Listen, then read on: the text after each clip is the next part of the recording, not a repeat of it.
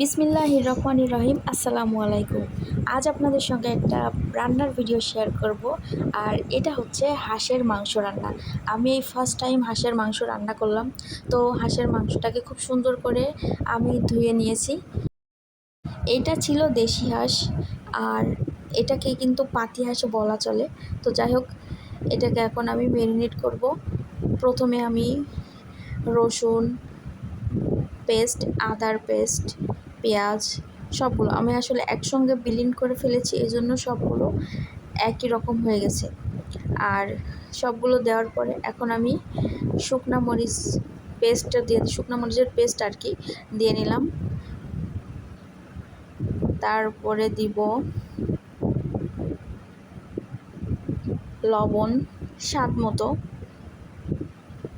হলুদের গুঁড়া, আর আমি এখানে ব্যবহার করছি একটা মাংসের মশলা। যেহেতু হাঁস তাই একটু অন্য মশলার ব্যবহার করলাম আর কি। আর দারুচিনি, এলাচ, আর দিয়ে দিচ্ছি রসুন। হাঁসের মাংসে কিন্তু রসুন অনেক মজা লাগে। আর সবশেষে তেল দিলাম, দিয়ে এটাকে সুন্দর মতো মাখিয়ে নেব। এই মশলাগুলো দিয়ে যখন মাখিয়ে 10 মিনিট রেখে দিব, তখন কিন্তু এই হাঁসের যে গন্ধটা আর কি সেটা চলে যাবে। এমনিতেও গন্ধটা সেরকম করে না। আর এখন এর মধ্যে আমি দিয়ে নিব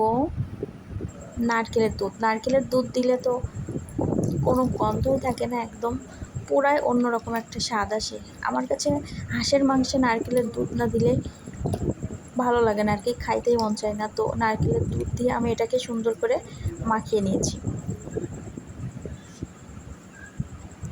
আর এর মধ্যে আমি কড়াইতে আরেকটু মশলা কষিয়ে নিয়েছি, আর তারপরে এই ম্যারিনেট করা মাংসটা ওই মশলার মধ্যে দিয়ে দিয়েছি।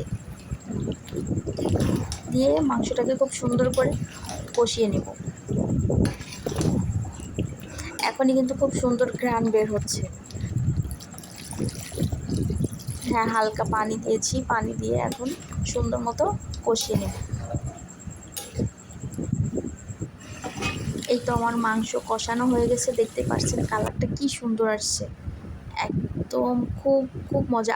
আর আমি এর মধ্যে ভুলে গেছি, যেটা স্কিপ হয়ে গেছে, আমার নারকেল অনেক পছন্দ, তো আমি কিছু নারকেল দিয়েছি এর মধ্যে। আর লাস্ট দিকে আমি ঝোলের যে পানিটা সেটা দিয়ে নিয়েছি। আমার মাংস কিন্তু রান্না প্রায় শেষ।